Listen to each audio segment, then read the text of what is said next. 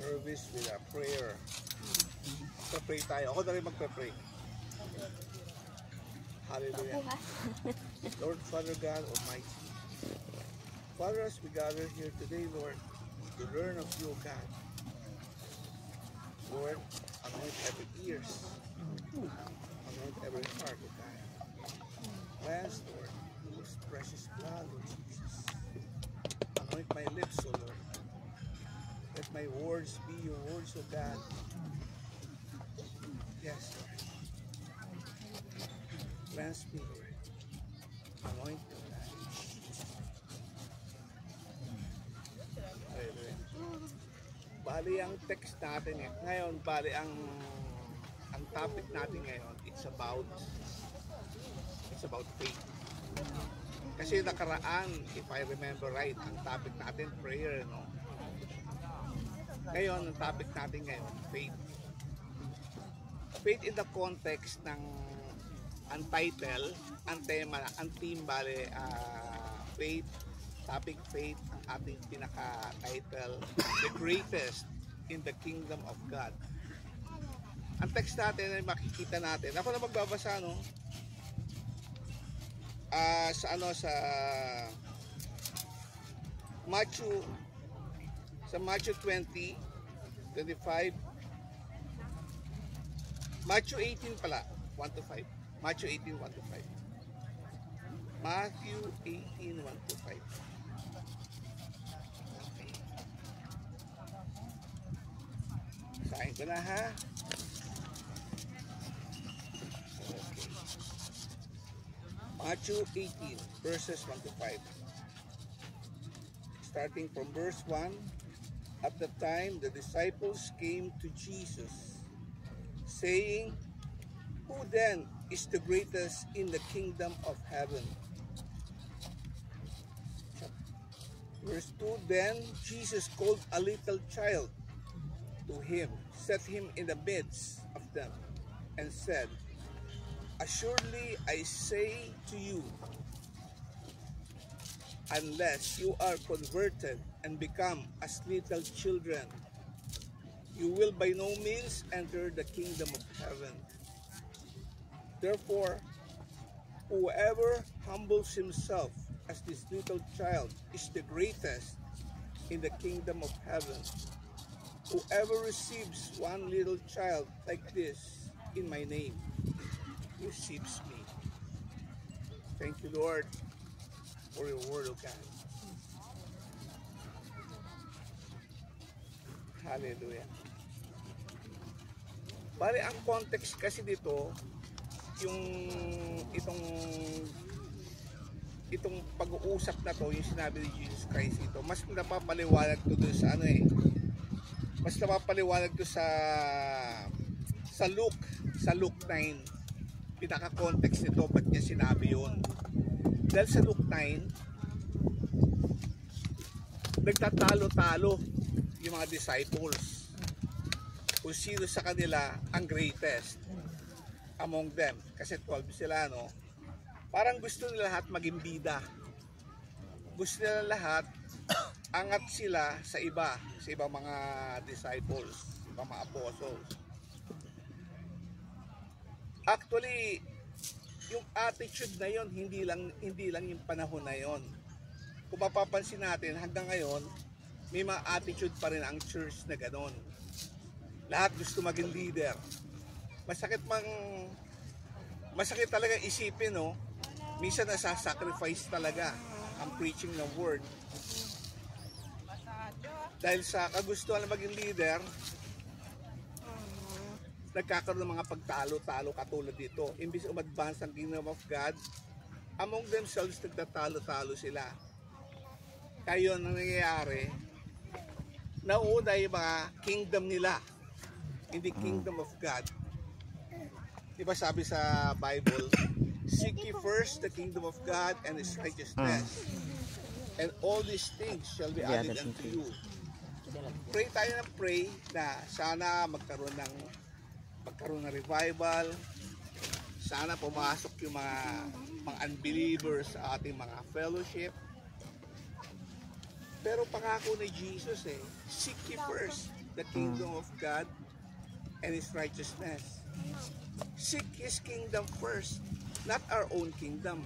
Mga personal kingdoms natin, hindi dapat yung inuuna natin. Kundi pagtatayo ng kingdom niya. Kaya huwag tayo magtataka kung bakit hindi na preach ang word. Hindi yung mga tao pumapasok sa church. Dahil kasi be-blessed ng Lord yung work niya, hindi yung sariling work natin. Ang work niya, yung mga tao makarinig na salita ng Diyos. Kaya, kumbaga bago tayo tumayo sa harap ng tao, tanong muna natin sa sarili natin, are we seeking to build the kingdom of God? Or are we building our own kingdoms? Kasi, hindi naman pwedeng, Lord, yung kingdom ko muna ang uunahin ko. Hindi naman yung gusto niya eh. Kaya wag na tayo magtataka kung ba't hindi effective ang preaching natin. Kaya nga idalawin ni Jesus Christ kung sino ang greatest. Hindi yung greatest yung, kasi usually hindi naman yung greatest yung pinakamaingay, yung tinatawag natin yung naghahari, yung nagiging gusto niya siyang over sa lahat. Hindi raw yun ang greatest. Mamaya papaliwag natin kung bakit hindi yun ang greatest. Kaya nga, doon sa binasa natin, naglagay siya isang bata. Hindi ba natin naitanong sa sarili natin bakit bata? Isang maliit na bata ang greatest. Bakit? Sa wisdom ng God, no? Bible explains Bible kasi. Hindi natin sarili interpretation ang pag-aaral ng Bible. Katulad niyan, bakit isang bata? Di ba sabi doon sa Isaiah, and a child will lead them. Isang bata ang maglilid sa kanila. Hindi yung batang maliit, kundi child in heart. Ano ba yung bata? Ano bang qualities ng bata na hinahanap sa? Hindi isip bata No, not that. Hindi yung isip bata, kundi hindi childish, kundi childlike. Childlike in heart. Sige. Bali, ang isang bata kasi, no, is innocent. Innocent siya yung bata. Innocent and without malice. Hindi siya nag-iisip ng masama. Dahil wala pa siyang iniisip ng masama, hindi pa siya affected ng worldly thinking. Kaya siya innocent. Innocent and without malice. Para yung panahon ni Eva at Adan, ganun ang attitude nila. Walang malice. Kahit nakahubad sila, hindi sila nag-iisip ng ganun. Hindi sila nag-iisip nakahubad sila. Kasi ang covering kasi nila, hindi clothing, kundi Holy Spirit. Yung siya kayo na glory ng God, covered sila. Kaya, wala yun. Covered lahat sila. Kaya, walang malis talaga. Not until na dumating yung tinatawag na rebellion. When sin came into the world, natanggal yung covering na yun. Sige. Isa pang quality ng bata, a child, no, is dependent on all things. Dependent siya. Kung ano kakainin niya, kung saan siya titira, kung dadamitin niya. Di ba sabi ni Jesus Christ, don't think about these things. Di ba pagans will think about these things. Pero yung Father niyo in heaven, naisip na yan. Kaya don't worry. Ganon yung attitude ng bata. Dependent siya. Para bang example nito, no? Sarili kong anak, pag darating siya sa bahay, nasa pintuan, Mami, anong niluto mo? Ganon, ang tanong. Hindi yan tiyatanong na, kakain ba tayo ngayong araw na to? Hindi ganon, kundi alam niya may kakainin siya. Pero nakakalungkot mo, may mga lugar ako napasyalan, no, sa pag-mission ko. Problema yon kung ano kakainin nila. Minsan kakain lang sila kung ano mabubungkal nila. Kaya minsan nag-ano ko, naisip ko, pwede palang ulam ng isang pamilya yung isang ano na hukay nilang ano, yung ano, kamuting kahoy. Wala silang ulam, yun lang. Meaning, ang isang child is dependent. Hindi siya namumblema kasi alam niya, may namumblema para sa kanya. Katulad ng ating mga anak. Hindi siya nag-iisip. Ang sinasabi ko yung mga batang maliliit, okay. Maliwanag tayo na, hindi yung batang malalaki na. Kasi yung mga batang malalaki, reklamador na yun. Ang sinasabi natin yung mga bata na preschool, sige, preschool. Hindi sila nag-iisip noon. Laro lang isip nila. And to think, yun ang attitude na gusto ng Lord sa atin. Dependent tayo on all things. No? Dependent tayo, di ba? Di ba sabi nga niya, yung mga ibon, hindi nagtatanim, kumakain sila. Yung lilies of the valley, they do not sow nor spin, but your Father dressed them. Even equal sa glory ni Solomon, yung mga damit nila. Meaning ganun attitude, dependent tayo. Sabi nga, pinaalala nga sa akin, many years na una kami nagkakilala ni Brother Jeff. Na-share ko pala sa kanya, kaya naalala ko yun. Sarili ko nakalimutan ko, pero yun. Ang matured Christian is dependent. Mas dependent ka kay God as your provider, as your protector, as your all in all, you are matured. Yun. Okay. Number 3, what is that? A child is not afraid to dream. Ang bata hindi siya natatakot na mangarap. Wala siyang takot. May faith siya sa dream niya. Alam niyo ba yun? Maliit pa yung mga anak natin, gusto niya maging ganon. Gusto niya maging ganito. Hindi niya niisip yung imposible. Alam lang niya, pangarap niya yun. Pag tinanong ko yung anak ko noon, anong gusto niya? Gusto niya maging Power Rangers. Ganon siya. Ibig sabihin, ang pinakapunto rito, hindi siya natatakot mag-dream.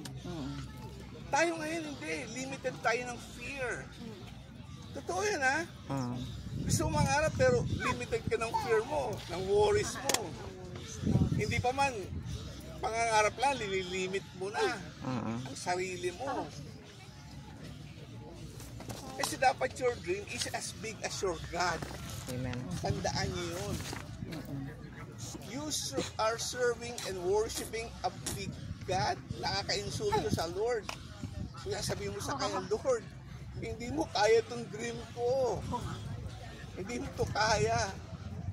Nangyari sa akin yan, to tell you the truth. Noon kasi, nag-asawa kami ni Tess. Kaya pala. Before that, missionary ako.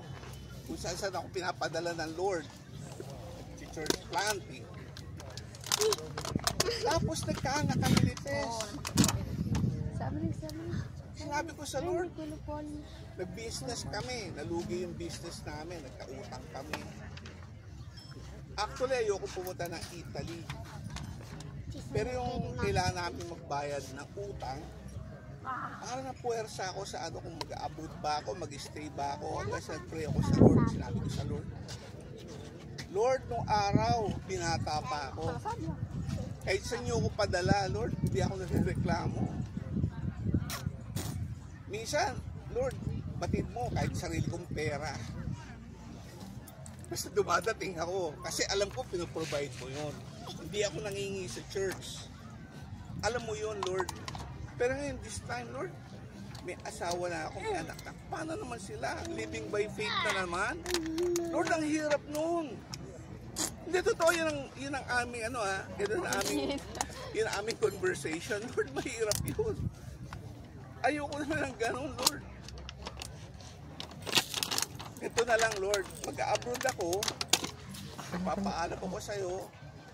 gusto ko pa rin mag-serve sa'yo, pero sana man, Lord, pagbigyan mo ako na unahin ko muna yung pamilya ko. Pero kung hindi naman ako pwede mag-abroad dahil ayaw mong payagan, hindi ako aalis. Ibig sabihin, kung i-bless yung pag-alis ko, ibig sabihin will niya yon. Sa madaling salita, sinubok ko mag-abroad. Ang daming problema ng aking dokumento. Ang dami ng problema niya, mga balimang information. And lesser than that yung problema, hindi makaalis-alis eh. Tapos ako pa kaya very glaring and blatant yung error, makikita ka agad. Kaya ngayon sabi ko, Lord, ikaw na bahala rito. Kung makakaalis ako, ibig sabihin yan, will mo yun. Sa madaling salita, walang problema, nakaalis ako. Hindi nakita yung mga, hindi nakita dun sa embassy kung ano yung mga discrepancy. Ako pa nga tinanong nung sa embassy, may problema pa ba yung dokumento mo? Ako mismo tinanong, kasagot ko na lang, palagay ko wala na. Hindi ako nagsinungaling, sabi ko palagay ko wala na. O sige, balik ka rito, pagbalik mo, visa na yan. Ano na yan? Visa na yan. Schengen visa na yan. To cut the story short, ang pagkaalam ko, blessed ng Lord ang pag-alis ko. Bitbit ko si Elijah sa airport at saka isang dumating kami ng Italia, bibit ko siya, baby pa siya, 1 year and 2 months, mga ganon. Akala ko, sinabi ko sa kanya na, okay, Lord, thank you, bless mo. Pagdating ko namang Italia, hindi mo ako nagkaroon ng trabaho na mahusay. And to think, hindi talaga.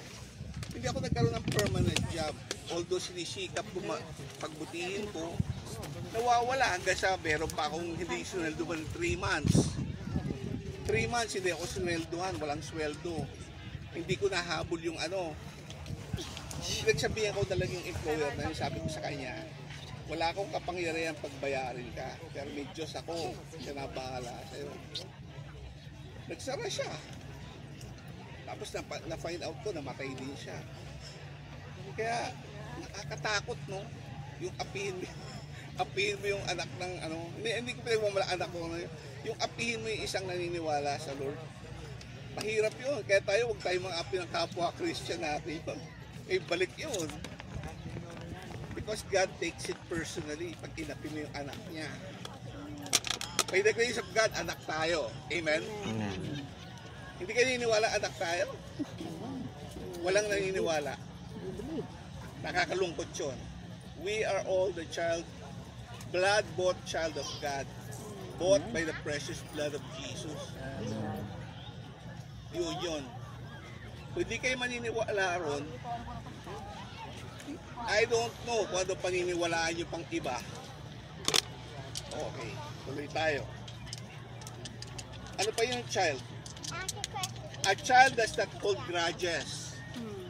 Alam nyo ba yun? Ang mga bata, pag nag-away, mamaya bati na. Ganun sila. Away sila. Minsan nagkasakitan, pero mamaya naglalaro na uli. Yun ang attitude. Yun ang attitude ng isang believer. Hindi siya nagtatanim. Madali siyang quick to forgive. Diba sabi nga, if your brother sins against you, forgive him. Diba? Rebuke him. If he asks forgiveness, forgive him. Yun. Isang attitude na importante. We don't hold grudges like a little child. And lastly, kung may madadagdag kayo, dagdag nyo na lang. Para sa akin lang to A child believes without question or doubt. Halimbawa, isang bata, katulad, ang alam ko lang yung experience ko, Pag sinabi mo sa bata na ganito yan, kahit binibiro mo siya, naniniwala siya. Naniniwala talaga siya. Minsan, alam ko naman dito tayo bibiro lang tayo, ba? Daddy, ang lamig na. Bakit malamig? Bukas na yung freezer ng Italia. Kaya tuwing lumalamig, naalala ko, alam niya, bukas na yung freezer ng Italia. Siyempre, nakukorek na yun habang lumalaki siya. Ano? Yan, paniniwala niya. Example lang yon. Halimbawa, pag sinabi, halimbawa, doon, unang panahon, sinabi ng nanay ko na yung may tao sa buwan na nakatali sa puno. Paniwala ako ron. Paniwala ako ron.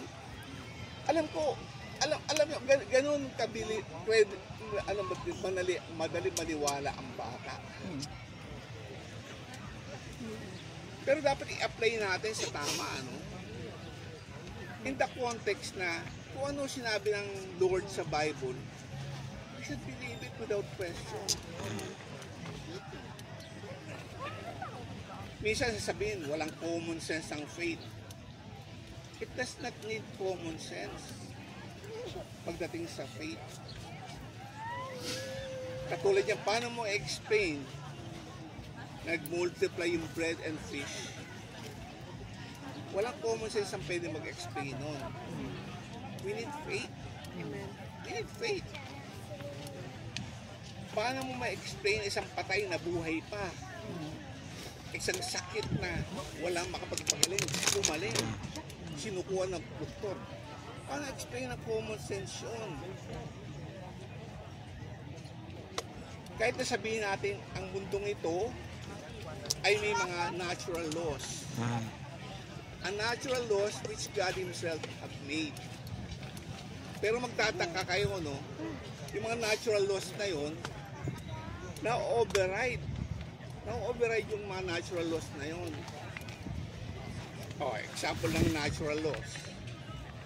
Hindi ka pwedeng lumakad sa tubig, lulubog ka. Break yung natural laws na yun. Katulad yung mga sakit na walang kagalingan, sabi ng medical science, hindi nagagaling yun. Na-break yung natural laws na yun. Kung pinagagaling niya, yung walang mata, nagkakamata. Natural laws yun. And what do you call when God breaks natural laws? What do you call that? Tanong niyo nga sarili niyo. Pag ino-override at saka binibreak ng Lord yung natural laws, do you call that simply miracles? Miracles ang tawag natin doon. Do we believe? Huwag nang do we. Do you believe in miracles? Amen. Hindi compare pagka-Christian nyo. Katulad yung pangalawang question ko na to, nagdadalong isip kayo sagutin. Pag hindi nyo na-settle sa mind nyo yung mga bagay na mga tinanong ko, ano pa ba ang saysay ng nakikinig tayo ng Sunday ng preaching ng word? Kung yung mga basic question na yun, hindi ma-settle sa mind nyo. Do you believe you are a child of God? Amen. Do you believe in miracles? Mga ganon. Isa-settle nyo na sa mind nyo. Be like a little child. Be like a little child. Pag nakakita yung katulad ng Candice, sabihin nyo na lang, para akong ganito, dependent ako sa God. Lahat inaasa ko sa Kanya. Maniwala kayo, hindi. Man is not intended by God to fend it all by himself dito sa world na to. Hindi niya intended yun. Si Adam and Eve, hindi niya intended ng God na humiwalay sa Kanya. Provide na niya everything. Provided siya everything. Lahat ng kailangan niya. Isa lang inutos niya. Do not eat. Pero nakumbinsi siya ng kaaway na dyablo. Makumbinsi siya eh. Pagtataka ka, paano nagawa ng dyablo yun? Makumbinsi.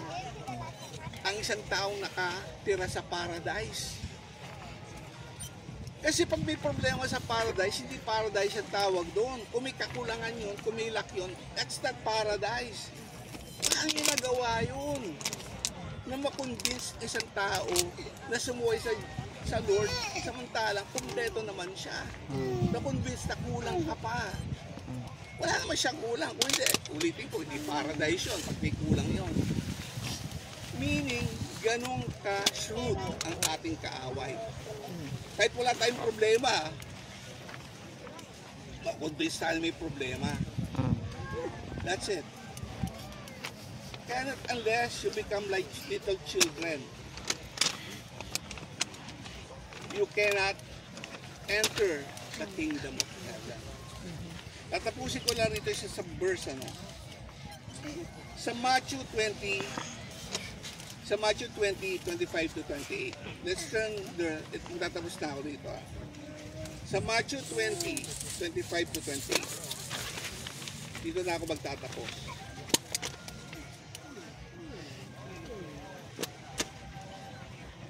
Kalang ha? Matthew 20. Nandiyan na ba kayo?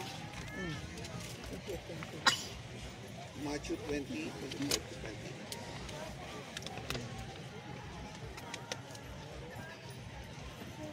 28. Okay. Dito sa kalagitnaan ng verse 24, babasahin ko na. In-explain niya yung greatest in the kingdom of heaven. Ito, naka-read dito, no? Meaning, word of God to directly. Word ni Jesus to. Okay. Sa gitna ng, sa isang verse, you know that the rulers of the Gentiles lord it over them, and those who are great exercise authority over them. Yet it shall not be so among you. But whosoever desires to become great among you, let him be your servant. And whoever desires to be first among you, let him be your slave. Just as the Son of Man did not come to be served, but to serve, and to give his life a ransom to many. Okay. Bali yun ang definition niya. To be great in the kingdom of heaven, you must be servant to all. Amen. An example niya, di ba nag-wipe, naghugas siya ng kamay, ng paa ng mga disciples. Kasi binasa niyo ito in the context na nagtatalo-talo naman yung mga lagi silang tatalo, gusto lahat sila, maging leader, mas angat sa iba, lahat sila. Kaya okay magtalo-talo, yung pinag-usapan pa ng nanay ni John. Ni John yung si Jesus na yung isa uupo sa kanan mo, yung isa uupo sa kaliwa. Sabi, it's not so. Hindi ganoon ang kingdom of heaven. Whoever wants to be great must be a servant of all. Yun na answer na who is the greatest in the kingdom of heaven. Those who serve. Example natin si Jesus Christ. Hindi okay maging leader. Kung tinawag ka para maging leader, okay yun. Dahil pag tinawag ka ng Lord na maging leader, meaning, siya ang tumawag sa'yo. Hindi ka kakaba-kaba na, naku, baka agawin yung pwesto ko. Naku, baka pag nakalingat ako, siya na yung leader. No, pag ang God ang nagbigay sa'yo ng leadership, walang tao pwede magtanggal sa'yo dyan. Hindi mo kailangan ipilit yung sarili mo. Yun ang God-given pag anointed ka mismo ng God. Okay yun, maganda yung desire na maging leader. Okay yun, dahil a leader is not authority, the exercise, it is a responsibility. Kaya, you must be servant of all. Ilang aking ma-add. Okay, let's close this in a prayer ulit. Lord Father God, in my heart, O God, I preach out my heart, O God, towards, Lord, that I think, Lord, that you want me to share. Father, buhayin mo, Lord, ang servant spirit sa amin, Lord, to serve you, Lord, and to serve our fellow men, O God. Let it be so, Lord, according to your word, O God. Yes. Give us a servant's heart, O God. In a way, Lord, that will glorify your holy name. Thank you, Lord. In Jesus' name. Amen. Hallelujah. Si Lord yan, ha? Amen. Kaya kung hindi nyo papalakpakan ng Lord, bahala kayo. Ako na papalakpak. Yay! Si Lord yun.